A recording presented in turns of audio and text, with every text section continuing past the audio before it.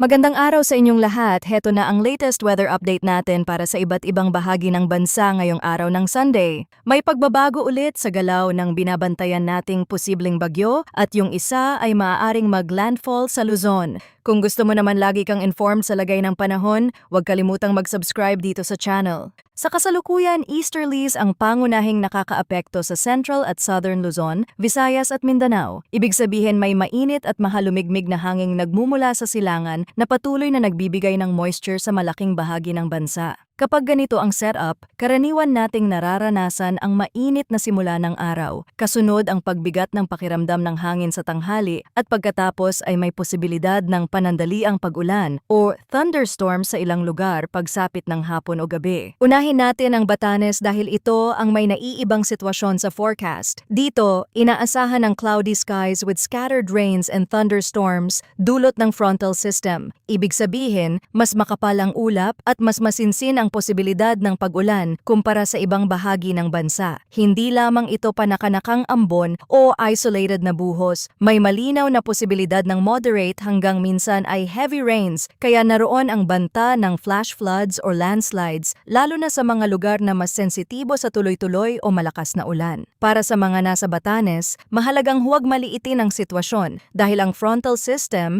ay pwedeng magdala ng mas aktibong kondisyon ng panahon. Kung may mga lakad, biyahe o mga gawaing nasa labas, mas makabubuting maging handa at maging mapagmatsyag sa mga oras na lalong kumakapal ang ulap at lumalakas ang ulan. Para naman sa Metro Manila, Central Luzon, Calabar Zone, Mimaropa, Bicol Region, Visayas at Mindanao, ang inaasahang lagay ng panahon ay partly cloudy to cloudy skies with isolated rain showers or thunderstorms dahil sa easterlies, meaning marami sa mga bahaging ito ang maaaring makaranas ng umagang maliwanag at mainit, pero habang tumatagal ang araw at mas umiinit ang paligid, may posibilidad na makabuo ng ulap na magdadala ng panandaliang ulan o thunderstorm. Hindi ito sabay-sabay sa lahat ng lugar. May mga lungsod o bayan na mananatiling tuyo sa malaking bahagi ng araw, habang may iba namang pwedeng tamaan ng mas malakas na thunderstorm sa maikling panahon. Sa Visayas at Mindanao, nananatili rin ang partly cloudy to cloudy skies with isolated rain showers or thunderstorms dahil sa easterlies.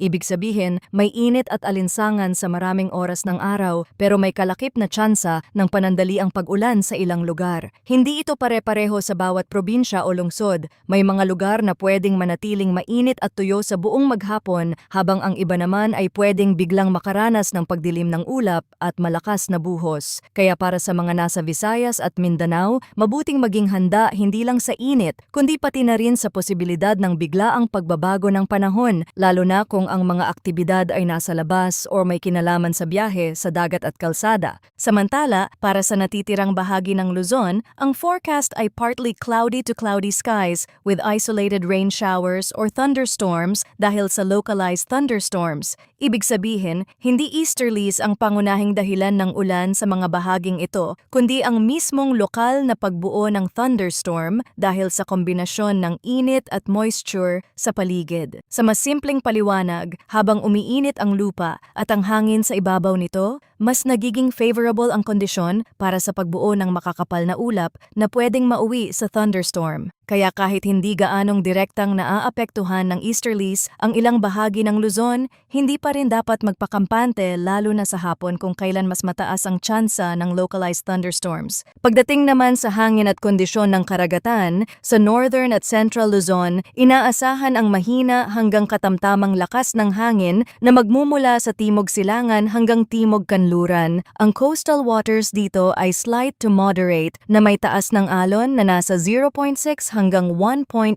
meters. Sa natitirang bahagi naman ng bansa, mahina hanggang katamtaman ng hangin at ito ay magmumula sa silangan hanggang timog silangan. Ang mga karagatan ay slight to moderate rin na may taas ng alon na nasa 0.6 hanggang 1.5 meters. Sa unang tingin, hindi ito indication ng pinakamasamang lagay ng dagat, pero hindi rin ito dahilan para maging kampante. Kapag may localized thunderstorm o biglang pagbabago ng ulap at hangin, pwede pa ring mabilis na sumama ang kondisyon sa baybayin at katubigan. Kaya para sa mga mangingisda at sa mga may maliliit na bangka, makabubuting tingnan hindi lang ang pangkalahatang forecast kundi pati ang aktual na sitwasyon sa inyong paligid bago pumalaot. Kung titingnan naman natin ang temperatura at relative humidity sa nakalipas na 24 na oras, ang pinakamababang temperatura ay 25.2 degrees Celsius at naitala ito alas 5 ng umaga. Ang pinakamataas na temperatura naman ay umabot sa 35.5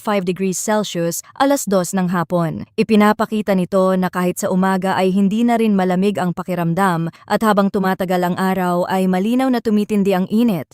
Ang minimum relative humidity naman ay 36% at naitala alauna ng hapon habang ang maximum relative humidity ay 83% alas 5 ng umaga. Ang kombinasyon ng mataas na init at pabago-bagong halumigmig sa hangin ang dahilan kung bakit mabigat ang pakiramdam ng panahon sa maraming lugar, lalo na mula tanghali hanggang hapon. Ngayon, pag-usapan naman natin ang latest tropical cyclone update na inilabas ng PAGASA. Para sa week 1 mula April 23 hanggang April 29, walang nakikitang TC-like vortex or TCLV sa loob ng binabantayang domain. Ibig sabihin, sa mas malapit na panahon wala tayong inaasahan na pagbuo ng bagyo sa loob ng monitoring area at sa ngayon ay unlikely ang tropical cyclone development sa week 1. Mahalaga ang bahaging ito dahil ipinapakita nitong sa mga darating na araw, mas nangingibabaw pa rin ang epekto ng easterlies, init at localized thunderstorms sa ating lagay ng panahon kaysa sa direktang banta ng isang bagyo.